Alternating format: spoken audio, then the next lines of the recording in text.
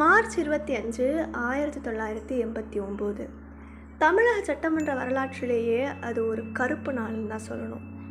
ஒரு பொண்ணை, அதுவும் எதிர்க்கட்சி தலைவியாக இருந்த ஜெயலலிதாவை ஒரு கும்பல் சட்டமன்றத்துக்குள்ளேயே அவமானப்படுத்துச்சு. அவங்களோட சேலை துகிலிருக்கப்பட்டு, தலைமுடி கழிக்கப்பட்டு, அழுதுகிட்டு சபையை விட்டு வெளியே வந்த அவங்க, அந்த தருணம் எந்த ஒரு பொண்ணாக இருந்தாலும் உடஞ்சி தான் போயிருப்பாங்க. ஆனால் அங்கே தான் அந்த பெண் சிங்கம் ஒரு சபதம் போட்டுச்சு. கலைந்த கூந்தலோட கேமரா முன்னாடி நின்று, இனி இந்த சட்டசபைக்குள்ளே நுழைஞ்சா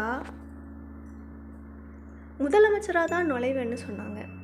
சொன்ன மாதிரியே 2 வருஷத்தில் அசூர பலத்தோட முதலமைச்சராக அந்த சட்டசபைக்குள்ளே கெத்தாக காலடி வச்சாங்க.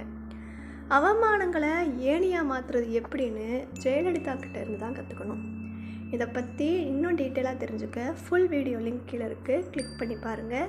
லைக், ஷேர், கமெண்ட் பண்ணுங்கள், சப்ஸ்கிரைப் பண்ணுங்கள். இது கற்றது வரலாறு.